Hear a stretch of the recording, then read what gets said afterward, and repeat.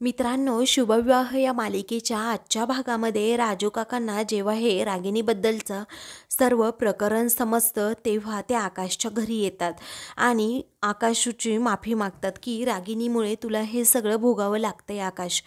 परंतु आता मी तिचा नवरा आहे, मलाच तू माफ कर. परंतु आता तेथे असणारे सर्वजण हे राजू काकांना समजावत असतात. तेव्हा आजीसुद्धा म्हणतात, तुम्ही स्वतःला असं त्रास करून नका घेऊ जावई बापू, तुमचा यामध्ये काहीही खरंच दोष नाहीये. परंतु आता राजू काका अजूनच रडत असतात, कारण रागिणीने हे जे काही कांड केलं त्यामुळे ते अगदी त्रासलेले असतात. त्याचवेळी आकाश म्हणतो, हो राजू काका, आपण आत्यावर अगदी डोळे झाकून विश्वास ठेवला, परंतु त्यांनी आपला विश्वासघात केला आणि आता या सगळ्या चुका आपण सुधरवायच्या आहेत असं आता तो म्हणतो. त्यानंतर अथर्व म्हणतो, बाबा तुम्ही मला नेहमी म्हणायचात ना की चांगुलपणा हा डोळस असावा, परंतु तुम्हीच ते विसरलात बाबा. तेव्हा राजू काका म्हणतात, हो ना बाळा, मीच विसरलोय.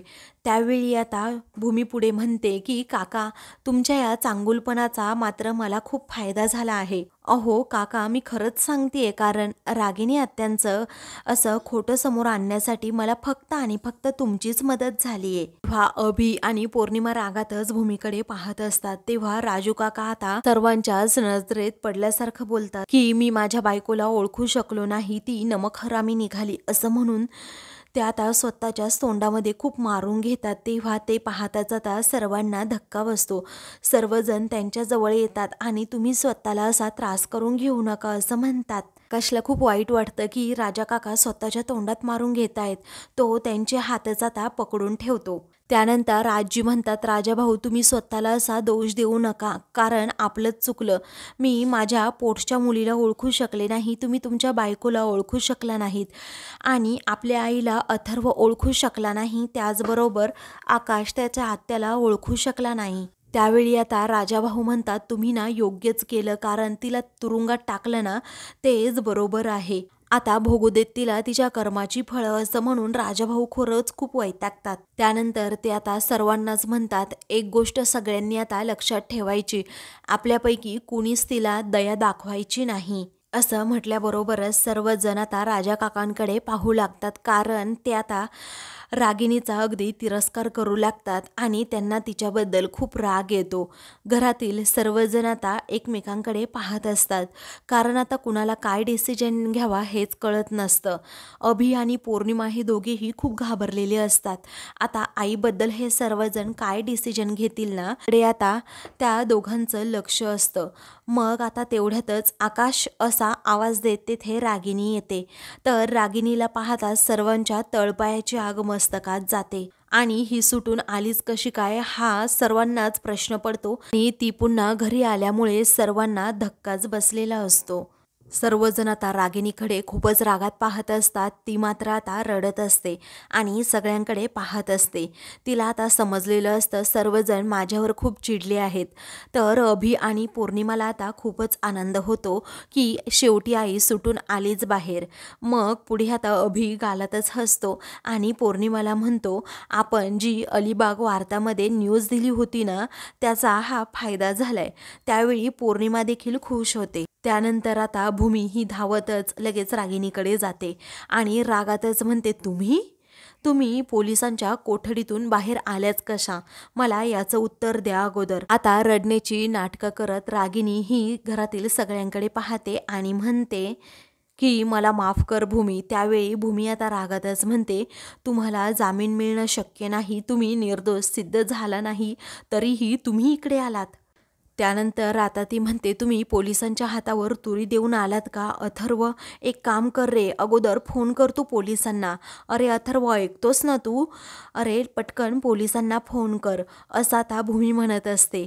घरातील सर्वजण रागातच रागिणीकडे पाहत असतात. आता रागिणी म्हणते की मला नाही माहीत पोलिसांनी मला कसं सोडलं. त्यावेळी आता पोलिसांनी सोडल्याचं आता तिने म्हणताच भूमी रागातच म्हणते, हे शक्यच नाहीये, हे कसं शक्य आहे? अजिबात हे होऊच शकत नाही, कारण पोलीस तुम्हाला सोडूच शकत नाही. अरे अथर्व, मी तुला काय म्हणतेय, कर ना रे पटकन फोन पोलिसांना. तेव्हा आता अथर्व हा पोलिसांना फोन करणारच असतो. त्याच वेळी आता आकाश म्हणतो, थांब भूमी. मग आता भूमी आकाशकडे पाहतच राहते. त्यावेळी आकाश म्हणतो की भूमी, या बाईवरची केस ना मीच मागे घेतली आहे. आता हे आकाशच्या तोंडून ऐकताच तेथे असणाऱ्या सर्वांना मोठा धक्काच बसतो. त्यावेळी राजा काका आता रागातच विचारतात, काय आकाश, हे तू काय केलंस? का पोलिसांकडे गेलास आणि केस मागे घेतलीस? मग आता भूमी रागातच विचारते, आकाश तू असं का केलंस? विषयाची परीक्षा तुला का घ्यायची आहे? तेव्हा आता पुढे रागिनी म्हणते, मी सांगते तुम्हाला आकाशने का सोडलं असेल.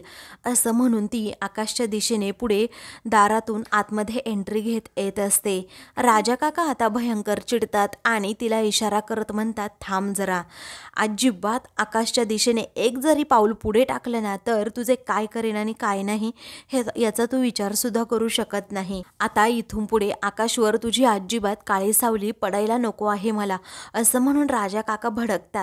त्याच वेळी आता रागिनी मुद्दाम नाटकं करत म्हणते, अहो मी आई आहे हो त्याची. असा साळसूतपणाचा आव्हानात रडण्याचं नाटक करत रागिनी पुढे येते. तेव्हा राजा काका रागातच विचारतात, काय ग, लाज नाही वाटत का तुला हे बोलण्याचं? तुझी हिंमतच कशी झाली हे सगळं बोलण्याची? तेव्हा घरातील सर्वांच्या डोळ्यात रागिनीविषयीचा राग स्पष्टपणे दिसत असतो. राजा काकाचे डोळे आता रागिनीच्या रागामुळे लाल झालेले असतात.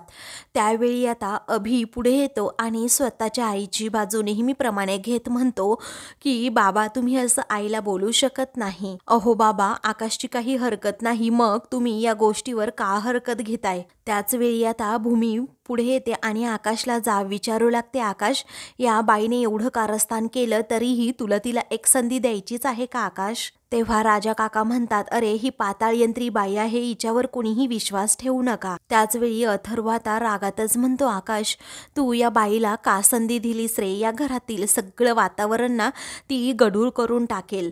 मग आता पुढे अभि येतो आणि रागातच म्हणतो, या अथर्व जास्त बोलू नकोस, लहान आहे ना, लहानसारखाच राहा. एवढे दिवस तू आईच्या जीवावर तर मजा केली ना, मग आता असं बोलायला तुला लाज वाटत नाही का? अथर्व रागातच म्हणतो की नाही वाटत मला लाज, कारण आजपर्यंत माझ्यावर जो खर्च आईने केलाय, जो खर्च माझ्यावर झालाय ना, असं मला वाटायचं की तो तिच्या कर्तबगारीने केला असेल, परंतु आज ना मला हिचा मुलगा म्हणून घेण्याची सुद्धा लाज वाटतीये, असं अभिला तो स्पष्टपणे म्हणतो. रागिनी आता रडतच अथर्वकडे पाहत असते.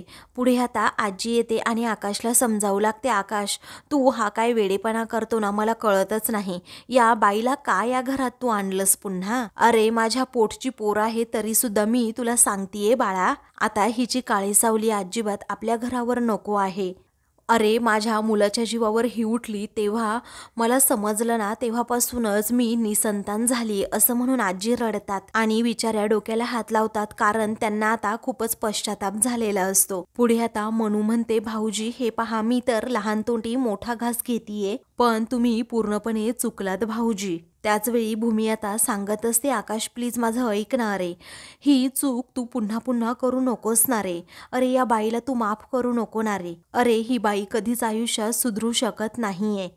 त्यानंतर रागिनी आता हात जोडत रडतच आकाशची माफी मागण्याचं नाटक करत त्याच्यासमोर जाऊन उभी राहते आणि म्हणते की आकाश मला माफ कर, माझं चुकलं, मी इथून पुढे असं कधीच वागणार नाही आणि तू म्हणेल ना तसं या घरात मी राहीन, पण प्लीज मला तू माफ कर आकाश. इथून पुढे मी कुणालाच काही बोलणार नाही, असंही ती आता रडतच म्हणते. पुढे आता रागिनी म्हणते, आकाश मला माहीत आहे की तू मला माफ केलंय. मग आता आकाशला अजूनच राग येतो. पुढे आता आकाशला ती म्हणते की तू मला माफ केला आहेस म्हणूनच ही केस मागे घेतली ना, बरोबर आहे, असं म्हणून ती त्याच्या पाया पडते. तेव्हा आकाश आता पटकन मागे जातो. घरातील सर्वजण आकाशकडे पाहतच राहतात. त्याचवेळी आता आकाश म्हणतो की उठ आणि उभी राहा. मग आता ती काहीच बोलत नाही आणि उभी सुद्धा राहत नाही. त्यानंतर आकाश रागातच म्हणतो, आजी प्लीज या बाईला काहीतरी सांग, हिला म्हणा उभी राहा आणि मग तुला काय बोलायचं असेल ना ते बोल. आता या बाईची सगळी नाटकं ना मला तोंडपाठच झाली. ही तुझी सगळी नाटकं जर मला आठवली ना आणि माझं टाळकं सटकलं ना, तर मला जे बोलायचं आहे ना ते राहूनच जाईन. त्याच वेळी रागिनी म्हणते, बाळा सगळं बाकी बाजूला ठेव, फक्त मला एकदा आणि एकदाच आई म्हण ना. असं आता ती रडतच त्याला म्हणत असते, परंतु आकाश अजूनच रागात आता तिच्याकडे पाहतो. तेव्हा ती आता अशी आकाशकडे भिकच मागू लागते की फक्त एकदाच आई म्हण, की फक्त एकदाच आई म्हण. त्यावेळी आकाश मात्र तिच्याकडे, तिच्या बोलण्याकडे दुर्लक्ष करत असतो. नंतर अभिजित म्हणतो, अरे आकाश, आता तू केस सुद्धा मागे घेतली आहे ना, मग एकदा आई म्हणायला काय हरकत आहे.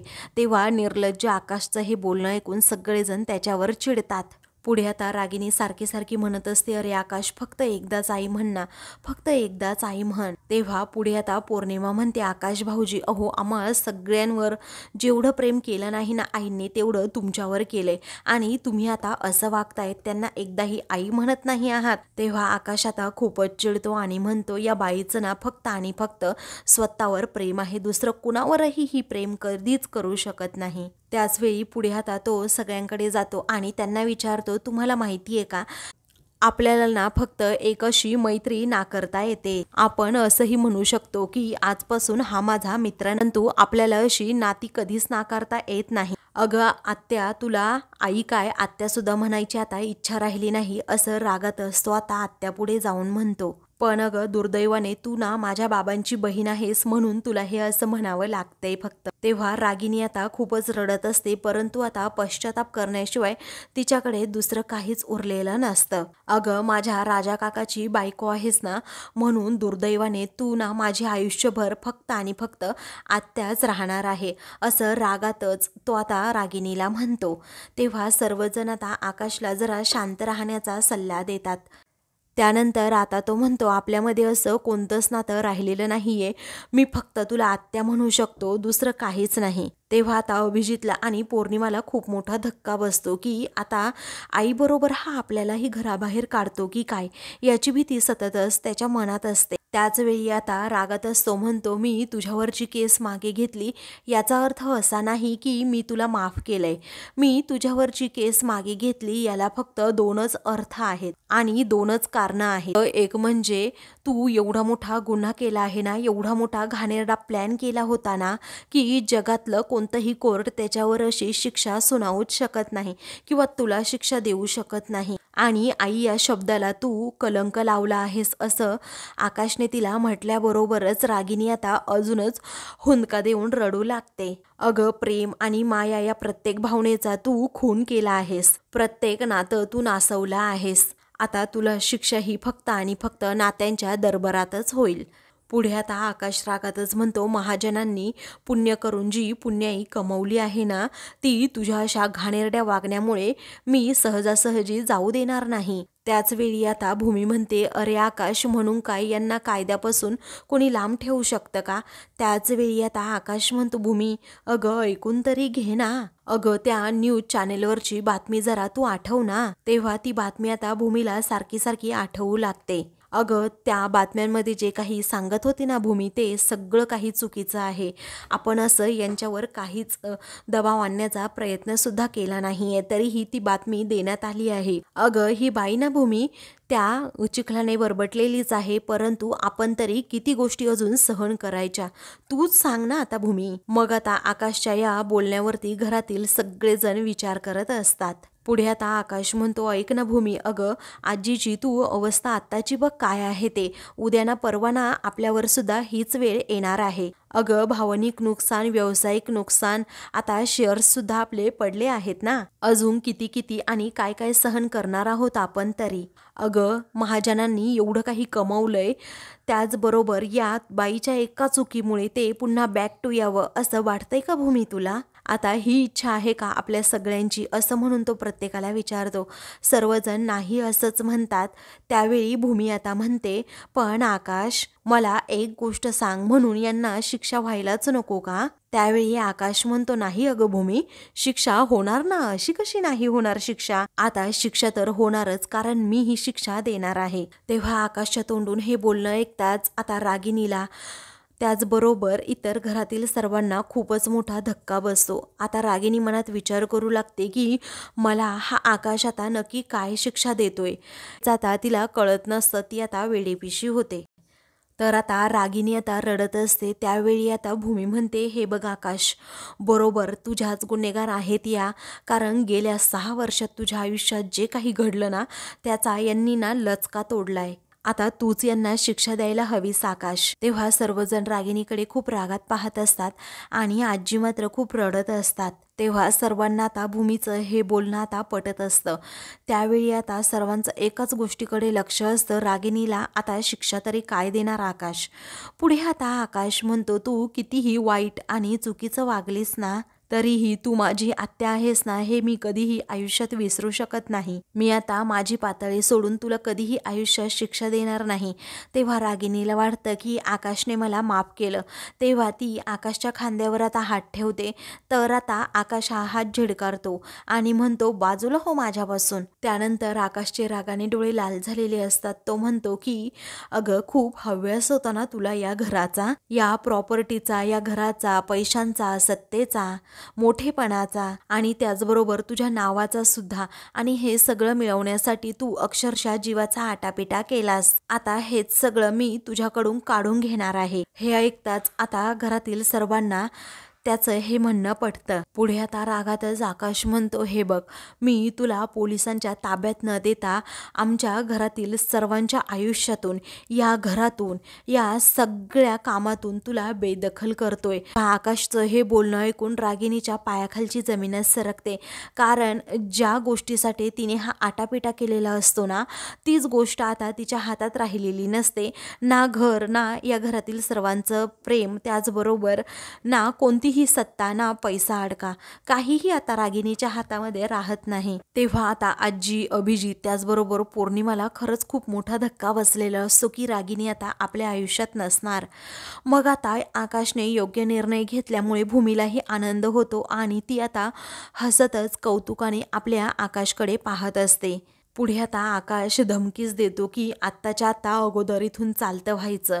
मग आता सर्वजण आकाशकडे पाहतच राहतात. पुढे आता आकाश म्हणतो की कायमचं या घरातून निघून जायचं, अजिबात आमच्या घराकडे नजर वर करून सुद्धा बघायचं नाही, तुझी काळी सावली सुद्धा आमच्यावर पडायला नको, असं म्हणून तो आता पूर्ण कुटुंबातून घरातून बेदखल करतो. त्यानंतर रागिनी आता खूपच रडू लागते आणि म्हणते, आकाश प्लीज तू असं करू नको ना. अरे मी कुठे जाऊ, कुठे मी आकाश, माझं कोण आहे या अख्ख्या जगामध्ये तुमच्याशिवाय, असं म्हणून आता रागिनी त्यालाच विचारते. तेव्हा आकाश म्हणतो, आहे ना तुझी, अगं अख्खी ती गुंडांची फौज आहे ना, त्यांच्याबरोबर तू तिकडे जाऊन राहा ना, असं म्हणून आकाश तुझा ना अगदी निर्लज्जपणाचा कळस झालाय, असं आता रागिनीला म्हणतो. अगं यापुढे तू ना तुझ्या त्या गुंडांकडे जाऊन राहा, कारण तेच तुला नेहमी मदत करतात ना तुझ्या कामामध्ये, त्या वाईट कामामध्ये. जे तुझे गुलाम आहेत, तुझ्या तालावर ते आत्तापर्यंत नाचत होते ना, त्या आत्तापर्यंत जो तू काही नीचपणा केला आहेस ना, तो याच पैशांच्या जोरावर केलास ना. अगं महाजनांचा पैसा वापरून महाजनांवरच उलटलीस का तू. आता हा पैसाच तुझ्या हातात नसेल आणि यातून जी काही हतबलता येईल ना, त्यातूनच तुला जाणीव होईल की तू किती असहाय्य आहेस आणि किती एकटी आहेस. अगं इथे सगळे ना तुझे नातेवाईक आहेत, परंतु तुझं असं ना स्वतःचं कुणीही नाही आहे. तेव्हा आता आजी या खूप रडत असतात आणि त्यामध्ये काहीच बोलत नाही, कारण खरी गुन्हेगार आकाशची ही रागिनी असते आणि रागिनीला जी काही आता आकाश शिक्षा देईल त्यामध्ये आजी होला हो करणार असते. कारण आजीला माहीत असतं, माझ्या लेकराचा जीव या रागिनीने घेतलाय, सख्या भावाचा जीव या रागिनीने घेतला, ते फक्त आणि फक्त प्रॉपर्टीसाठी. भूमीला आता आनंद झालेला असतो, कारण आकाशने खूप चांगला निर्णय आता घेतलेला असतो आणि फायनली आकाशचे डोळे आता उघडलेले असतात.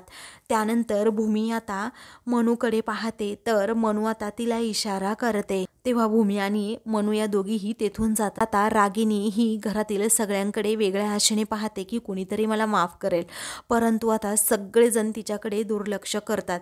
ती आता अगोदर राजाभाऊंकडे पाहते, परंतु राजाभाऊ आता चिडलेले असतात आणि ते दुसरीकडे नजर करतात. काही वेळानंतर ती आता आईजवळ जाते आणि म्हणते की आई, अगं मला माफ कर, माझं चुकलंय. अगं आई, मी कुठे जाऊ, काय करू, असं म्हणून आता रागिनी स्वतःच्या जीवाची भीक मागत असते. त्यानंतर ती आता राजाभाऊंकडे जाते आणि त्याच्यासमोर हात जोडते, परंतु त्याचा काहीही आता उपयोग होणार नसतो, कारण राजाभाऊ हे चिडलेले असतात. तेव्हा ते आता रागातच तिला झिडकारतात आणि म्हणतात, तुझा नवरा असल्याची ना मला शरम वाटते, तू चल ग निघ ग अगोदर इथून, आणि तुझं तोंड ना आता काळं कर, असं म्हणून ते तिला तेथून जायला सांगतात. तेव्हा ती अथर्वकडे जाते आणि म्हणते, अथर्व अरे तू सांग ना ह्या सगळ्यांना किला माफ करा म्हणून. तेव्हा अथर्व तिच्यासमोर हात जोडतो आणि म्हणतो, अगोदर तू इथून निघ आता.